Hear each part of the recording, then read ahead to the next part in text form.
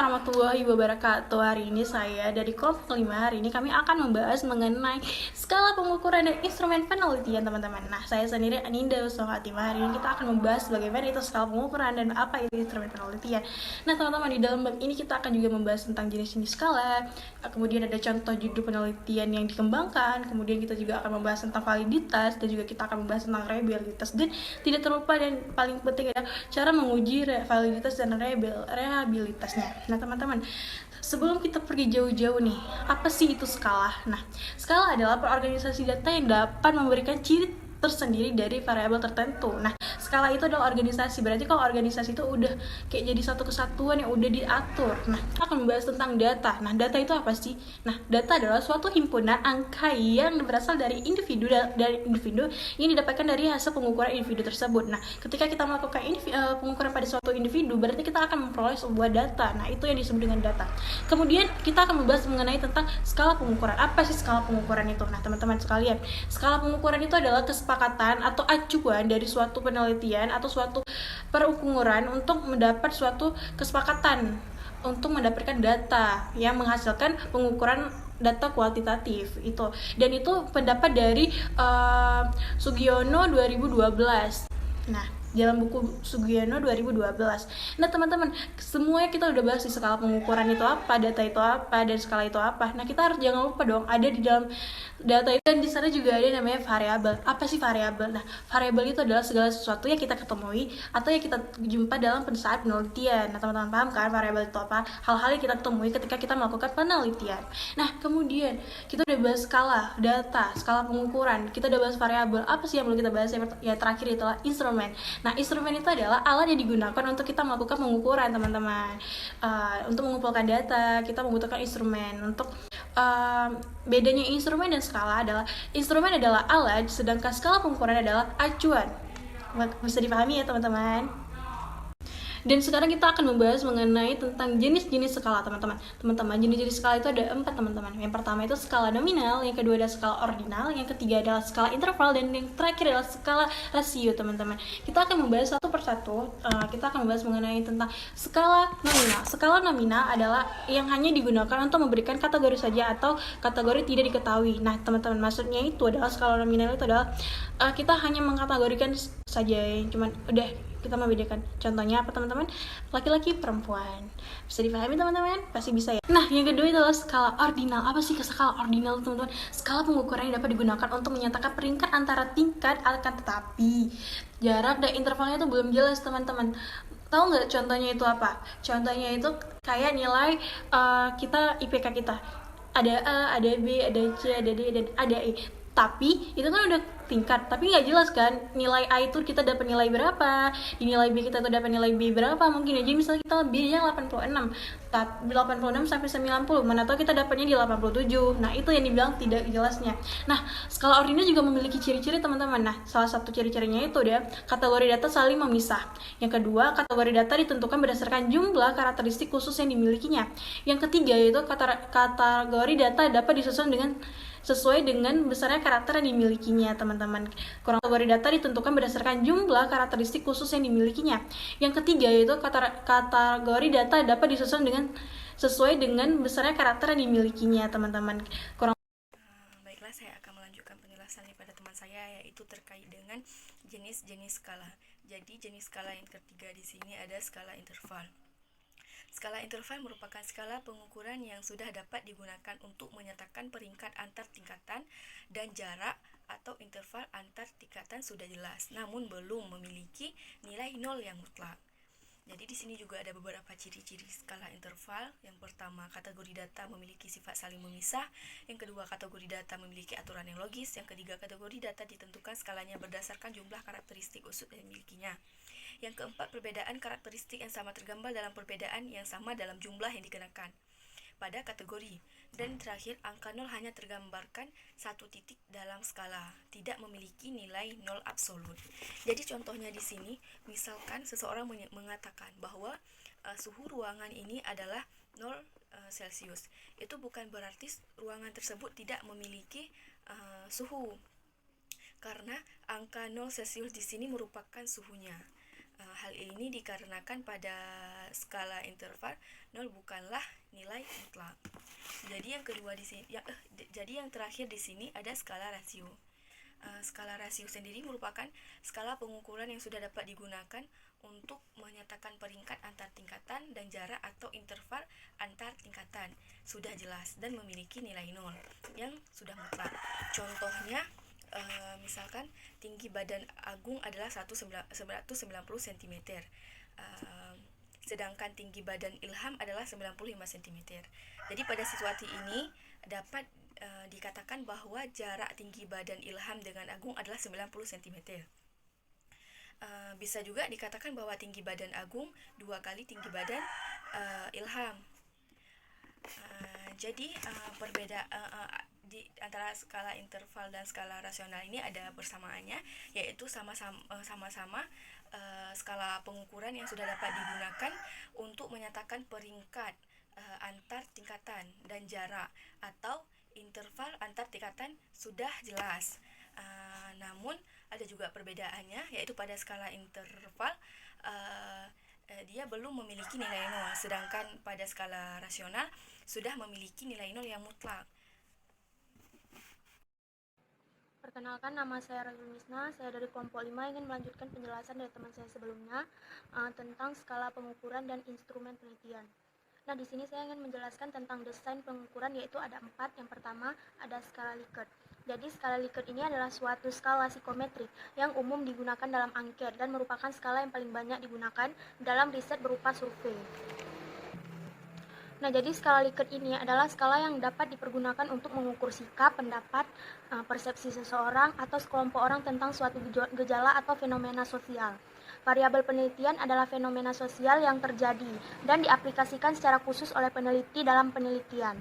Pada skala Likert ini, variabel diukur dan dijabarkan, kemudian dijadikan sebagai indikator variabel. Selanjutnya, indikator-indikator tersebut menjadi dasar untuk menyusun item-item instrumen yang berupa pernyataan maupun pertanyaan. Jadi jawaban setiap item instrumen ini yang digunakan di skala Likert ini mempunyai gradiasi dari sangat positif sampai sangat negatif, yang dapat berupa kata-kata misalnya sangat setuju, setuju, ragu-ragu, tidak setuju, dan sangat tidak setuju, atau bisa dengan sering, selalu, sering, kadang-kadang, atau tidak pernah. Jadi jawaban itu dapat diberi skor, misalnya pada jawaban sangat setuju itu diberi skor 5, setuju 4, ragu-ragu diberi skor 3, tidak setuju skor 2, dan sangat tidak setuju itu diberi skor 1.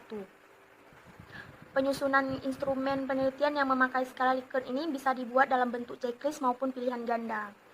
Sebagai contoh, dalam bentuk checklist berilah jawaban pertanyaan berikut sesuai dengan pendapat Anda dengan cara memberikan tanda checklist pada kolom yang tersedia. Untuk contohnya bisa lihat di sini. Misalnya di sini kantor bank umum syariah seharusnya mudah dijangkau dan tidak jauh dari pusat kegiatan ekonomi. Jadi di sini contohnya itu di checklist di bagian setuju. Jadi setuju itu skornya 4. Jadi tidak hanya dalam bentuk checklist, skala Likert ini bisa juga dalam bentuk pilihan ganda. Misalnya, berilah salah satu jawaban terhadap pertanyaan berikut sesuai dengan pendapat Anda dengan cara memberi tanda lingkaran pada nomor jawaban yang tersedia. Misalnya, prosedur kerja yang baru itu akan segera diterapkan di lembaga Anda. Jadi pilihan gandanya yang A sangat tidak setuju, yang B tidak setuju, yang C setuju, dan yang D sangat setuju. Jadi yang mana menurut kita misalnya tidak setuju bisa dikolomin di tidak setuju.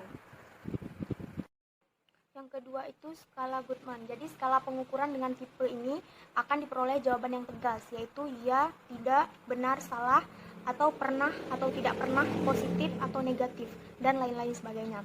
Jadi jika skala Likert terdapat 3, 4, 5, 6, 7 interval dengan kata-kata sangat setuju sampai dengan sangat tidak setuju, maka pada skala Goodman ini hanya ada 2 interval, yaitu setuju dan tidak setuju. Penelitian menggunakan skala Goodman ini dilakukan jika peneliti menginginkan jawaban yang tegas terhadap masalah yang menjadi permasalahan pada penelitiannya atau permasalahan yang ditanyakan kepada respondennya. Contohnya itu, misalnya apa pendapat Anda jika Gita Wirjawan menjadi Presiden RI? Jadi hanya ada 2 jawaban, setuju atau tidak setuju. Nah, jadi skala Goodman ini juga selain dibuat dalam bentuk pilihan ganda, bisa juga dibuat dalam bentuk checklist. Skor jawaban dapat dibuat tertinggi 1 dan terendah itu 0. Misalnya untuk jawaban setuju itu diberi skor 1 dan tidak setuju diberi skor 0. Analisis dilakukan sama seperti pada skala Likert. Jadi yang ketiga itu ada skala semantik diferensial. Jadi skala pengukuran ini berbentuk semantik diferensial dikembangkan oleh Osgood. Skala ini juga digunakan untuk mengukur sikap, hanya bentuknya tidak pilihan ganda maupun checklist, tetapi tersusun dalam satu garis kontinum yang jawabannya sangat positif terletak di bagian kanan garis dan jawaban sangat negatif itu terletak di bagian kiri garis atau sebaliknya. Data yang diperoleh adalah data interval. Dan biasanya skala ini digunakan untuk mengukur sikap atau karakteristik tertentu yang dimiliki oleh seseorang. Nah, untuk contohnya bisa dilihat di atas di sini. Jadi responden dapat memberikan jawaban pada rentang jawaban dari yang paling positif dengan skor 5 sampai dengan yang paling negatif dengan skor 1.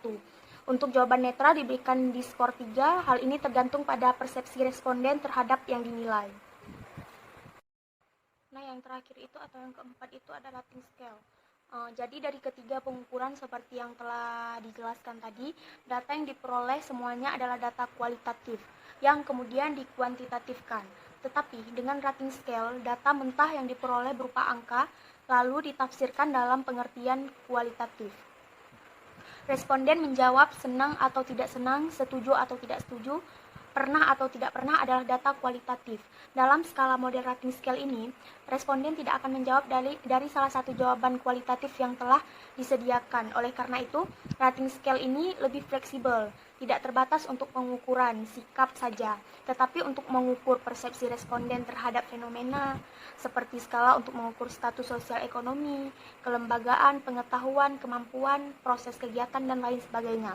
Jadi yang terpenting bagi penyusun instrumen dengan rating scale ini adalah harus dapat mengartikan setiap angka yang diberikan pada alternatif jawaban pada setiap item instrumen.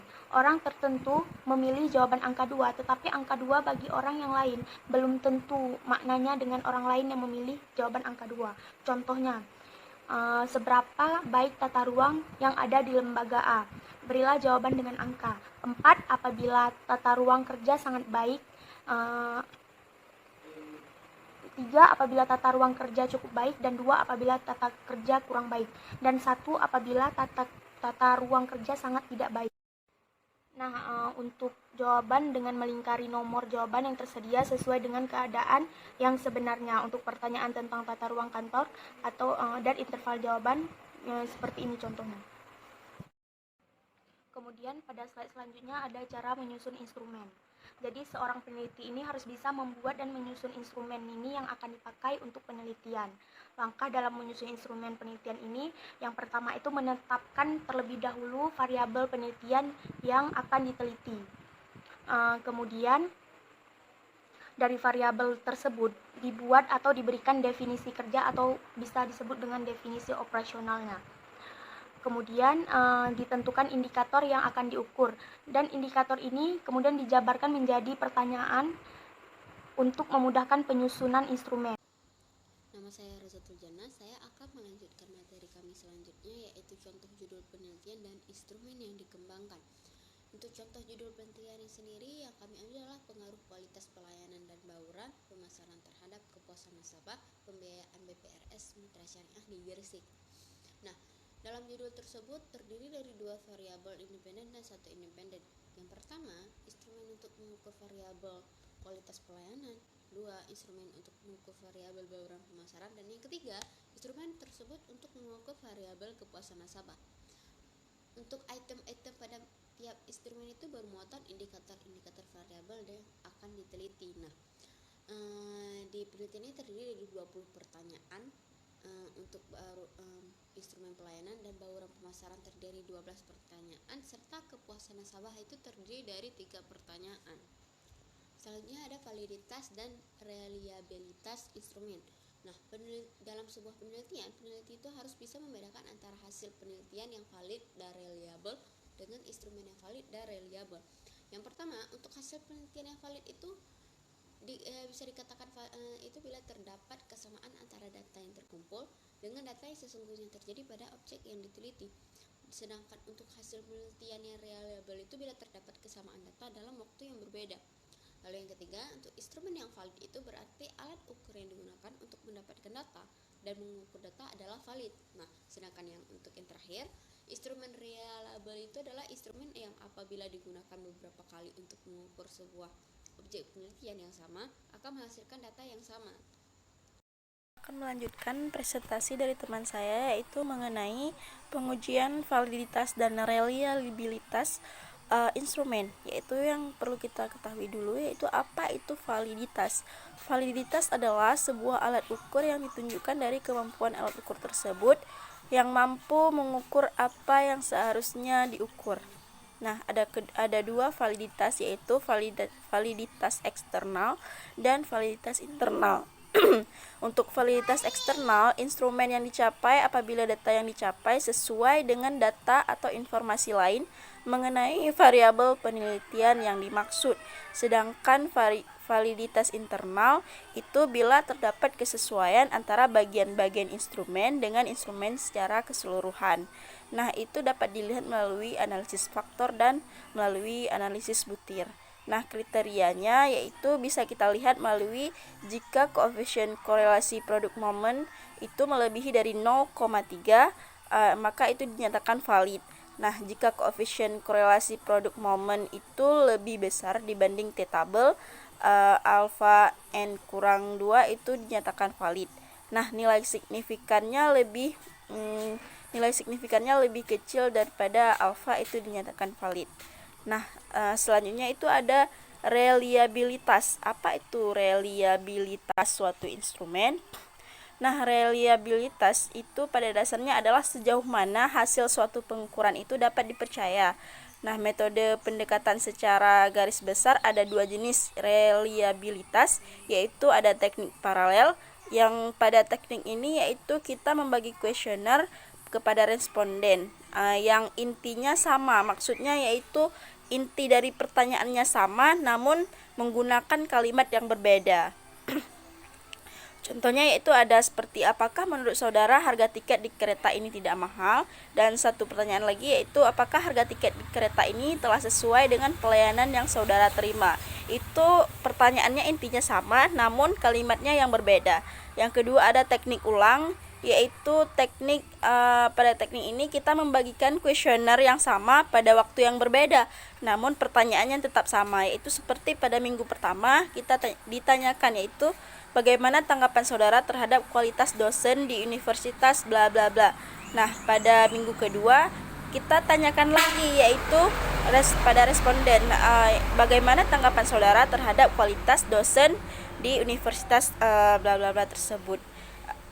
Jadi pertanyaannya sama namun waktu kita kasih kuesionernya itu berbeda. Itu adalah teknik ulang dalam reliabilitas. Terima kasih.